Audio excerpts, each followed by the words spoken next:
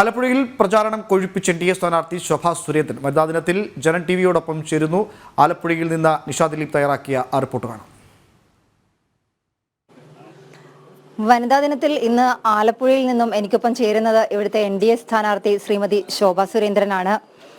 ചേച്ചി, വനിതാ ദിന ആശംസകൾ. ഇന്ന് വനിതാ ദിനവുമായി ബന്ധപ്പെട്ട പരിപാടികളിലൊക്കെയാണോ പങ്കെടുക്കുന്നത്? ഇന്ന് ഭാഗ്യവശാൽ ആലപ്പുഴയിലെ ബ്രഹ്മകുമാരീസിന്റെ സ്ഥാപനത്തിലാണ് ഒരു പരിപാടി. അവിടുത്തെ അമ്മ തന്നെ അവരുടെ എല്ലാവരുടെയും ഭക്തർ ചേർന്നുകൊണ്ട് എനിക്ക് അവിടെ വരാൻ ഒരു സാഹചര്യം ഒരുക്കി. അപ്പോൾ എനിക്കിവിടെ വരാൻ സാധിച്ചു.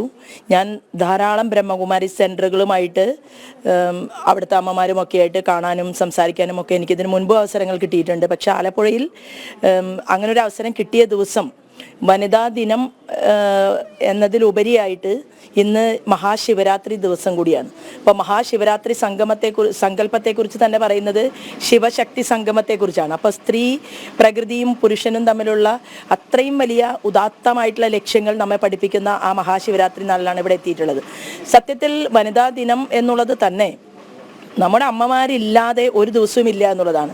നമുക്ക് എൻ്റെ പ്രസ്ഥാനത്തിന് അല്ലെങ്കിൽ എൻ്റെ പ്രസ്ഥാനത്തിൻ്റെ ഒരു യശസ്സിന് വേണ്ടി പ്രസ്ഥാനത്തിൻ്റെ പിറകിൽ നിന്ന് പ്രവർത്തിക്കുന്ന മഹാപ്രസ്ഥാനത്തിന് രാജ്യം തന്നെ അമ്മയാണ്, സ്ത്രീയാണ്. അപ്പോൾ അവിടെ പറയുന്നത് ഭാരതം എന്ന് പറയുന്നത് ജനനിയാണ്, ജന്മഭൂമിയാണ്.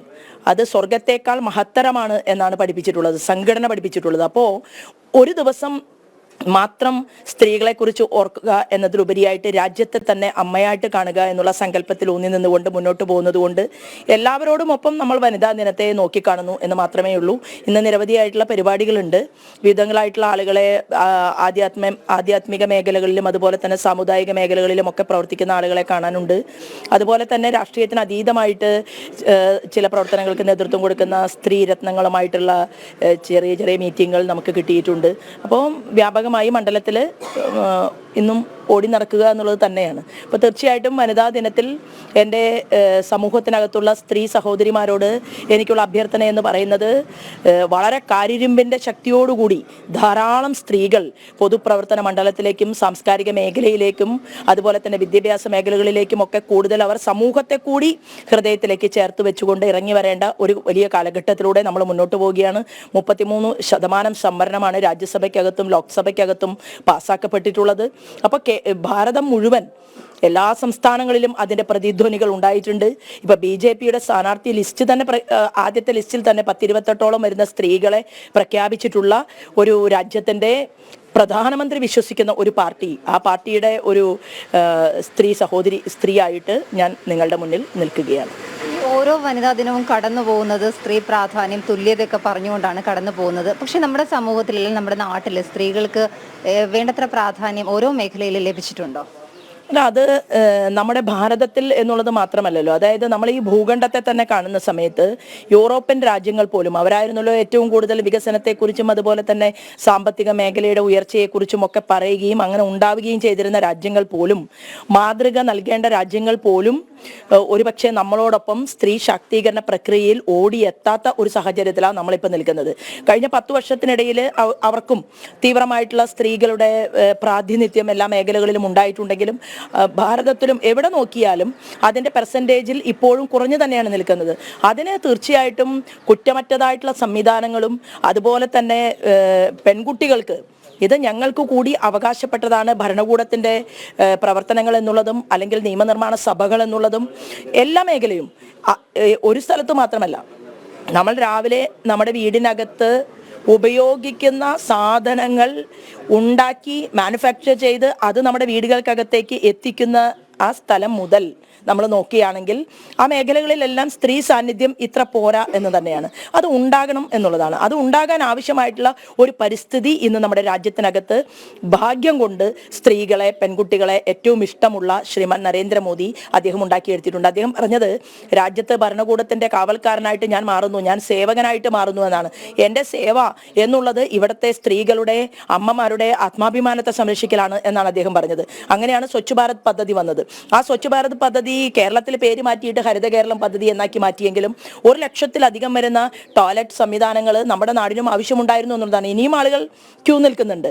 അപ്പൊ ഇവിടെയും പരിമിതമായിട്ടുള്ള സാഹചര്യങ്ങൾക്ക് വേണ്ടി കാത്തിരിക്കുന്ന പാവപ്പെട്ടവരുടെ നാട് തന്നെയാണ്. ഞാൻ ആലപ്പുഴയിലെ വിവിധ പ്രദേശങ്ങളിൽ പോയ സമയത്ത് എനിക്ക് മനസ്സിലായി, 2 സെന്റോ 3 സെന്റോ പോലും ഭൂമി സ്വന്തമായിട്ട് കയ്യിലില്ലാത്തവർ, ഒരു വീട് എന്നുള്ള സ്വപ്നം അത് ഹൃദയത്തിൽ അവശേഷിച്ചുകൊണ്ട് പ്രാർത്ഥനയോടുകൂടി ജീവിക്കുന്നവർ, വാടക കൊടുക്കാൻ ഗതിയില്ലാത്തവർ, അല്ലെങ്കിൽ മത്സ്യമേഖലയിൽ പണിയെടുക്കുന്നവർ, അവർക്ക് ഒരു നിശ്ചിത സമയത്ത് മാത്രം കുറച്ച് മത്സ്യസമ്പത്ത് കിട്ടും, എന്നാൽ അതുകൊണ്ട് ഒരു വർഷക്കാലം മുഴുവൻ മക്കളെ സംരക്ഷിക്കണം.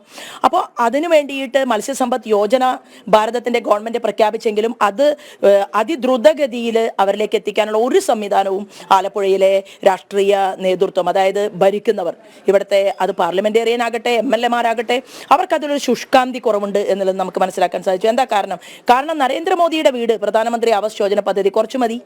നരേന്ദ്രമോദി കൊണ്ടുവരുന്ന റോഡ്, ഇപ്പൊ ഇവിടെ 40 വർഷം കാത്തിരുന്നിട്ടല്ലേ ഹൈവേ കിട്ടിയത്, അത് നരേന്ദ്രമോദി വരേണ്ടി വന്നു. 10 വർഷക്കാലം ആ ഭരണത്തിന് കീഴിൽ ഇൻഫ്രാസ്ട്രക്ചർ ഡെവലപ്മെന്റ് വലിയ രീതിയിൽ മുന്നോട്ട് പോയി.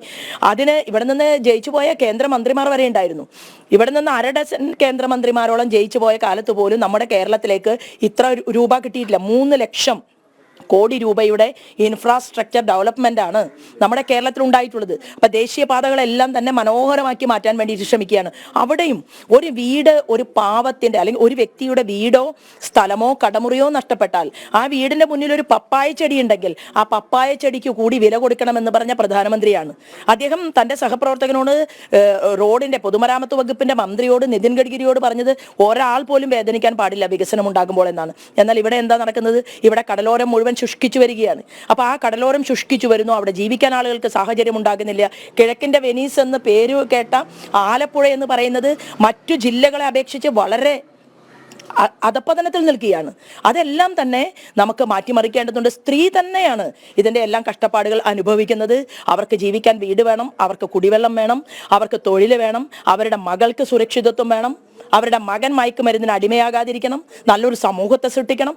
വലിയൊരു മാറ്റമാണ് കേരളത്തിൽ അങ്ങോളം ഇങ്ങോളം ഉണ്ടാക്കിയെടുക്കേണ്ടത്. അതിന് രാജ്യത്തിന്റെ പ്രധാനമന്ത്രി തന്നെ കേരളത്തെ തൊട്ട് തലോടിക്കൊണ്ട് 2 തവണയാണ് വന്നത്.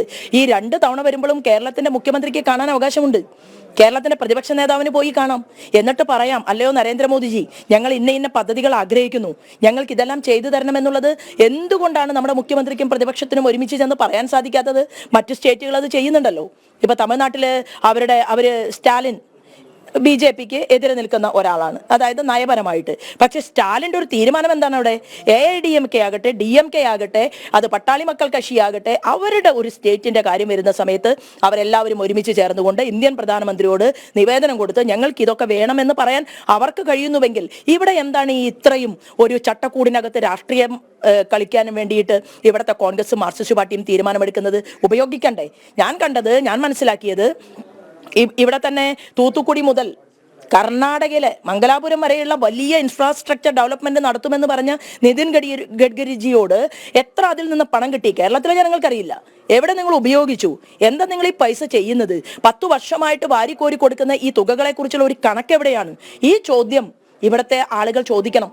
അങ്ങനെ ഒരു സാഹചര്യത്തിലൂടെ കൂടി, കാരണം സ്ത്രീ, അമ്മ, സഹോദരി, ഇതെല്ലാം അവൾക്ക് അവകാശപ്പെട്ടതാണ്. അപ്പൊ അവൾ വീടിനകത്തിരുന്നു കൊണ്ട് ഞങ്ങൾ ഇതിലൊന്നും പൊതുമണ്ഡലത്തിൽ ഇടപെടുന്നില്ല എന്നുള്ള തീരുമാനം മാറ്റിമറിച്ച് നിങ്ങൾ പൊതുമണ്ഡലത്തിൽ ഇടപെടും എന്നൊരു തീരുമാനം നടത്തി നോക്കൂ, എല്ലാ കണക്കും നമുക്ക് കിട്ടും. ഇവിടെയല്ലേ കൃഷിക്കാരൻ പ്രസാദ് അദ്ദേഹത്തിന് ആത്മഹത്യ ചെയ്യേണ്ടി വന്നത്? കർഷകൻ പാടത്ത് പണിയെടുത്ത് ഉണ്ടാക്കുന്ന ഉൽപ്പന്നത്തിന് പണം കൊടുക്കാൻ എന്താ പറ്റാത്തത്?